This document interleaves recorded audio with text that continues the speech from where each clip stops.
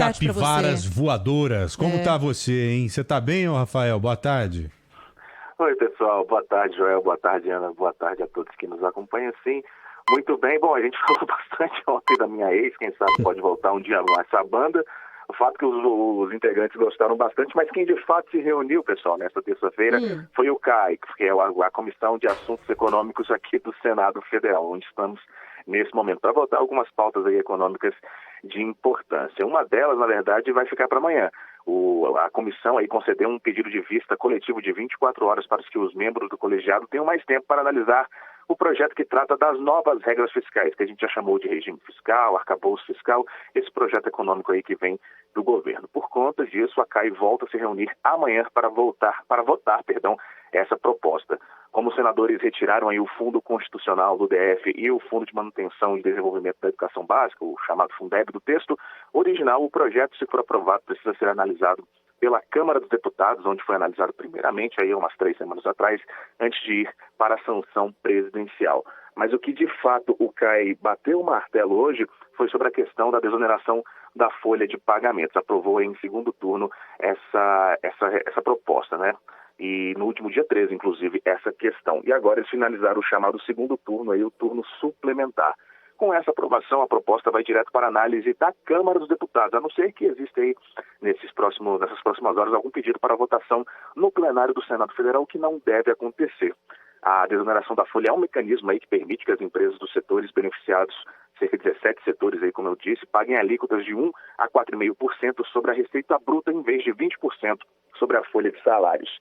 Entre os setores contemplados estão os setores de calçados, comunicação, confecção, no geral, construção civil, proteína animal, têxtil e outros. O projeto ainda estende pelo mesmo período o aumento de 1% na alíquota do COFINS de importação, que também, pela lei atual, só vai até dezembro. Ou seja, a Comissão de Assuntos Econômicos do Senado trabalhando bastante aí nesta terça-feira. Então, e tem uma outra equipe que está trabalhando bastante também.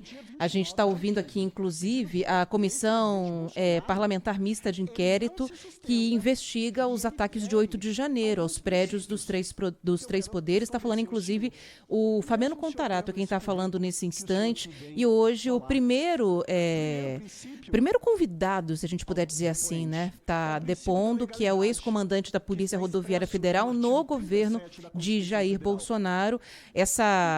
Tá lá há horas já conversando com os parlamentares, já teve bate-boca, óbvio, né? Se não tiver, não é CPMI, né, ô Rafael? Exatamente, o CPMI e a CPI, em geral, são sempre um palco para bate-boca entre situação e oposição. Essa sessão aí que a gente está acompanhando aí da CPMI, ela voltou agora há pouco. Tivemos aí cerca de 1 hora aí de pausa nos trabalhos aí, mas justamente como você disse, Ana, o pessoal está ouvindo aí esse primeiro convocado, que é o ex-diretor-geral da PRF, Polícia Rodoviária Federal, Silvinei Vasquez, e ele foi principalmente questionado na primeira hora aí durante a manhã sobre as operações que foram feitas pela corporação nas regiões Norte e Nordeste durante o segundo turno das eleições de 2022. Só para a gente lembrar, essas operações, essas batidas, essas blitz aí da PRF durante o segundo turno, elas não estavam permitidas justamente para não atrapalhar o trânsito das pessoas irem votar, e tiveram algumas batidas, e os números entre as outras regiões brasileiras, por exemplo, Centro-Oeste, Sudeste e Sul, foram bem menores do que da região Norte e Nordeste, onde era sabido que existia uma expectativa de votos para o candidato que acabou ganhando a eleição, que é o presidente Lula, que está pelo 3º mandato. Bom, as explicações que foram dadas até agora, Silvinei afirmou que não existe nenhuma prova de que a PRF tenha feito algo de errado durante o segundo turno das eleições, e que, na época, havia, na verdade, uma grande insatisfação da corporação, já que não tinham sido dados aumentos de salários que os policiais pediram ao ex-presidente Jair Bolsonaro.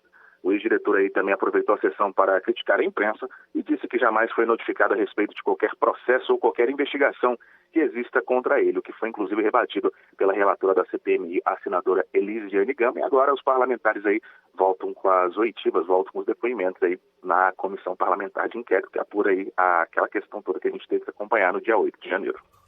Só para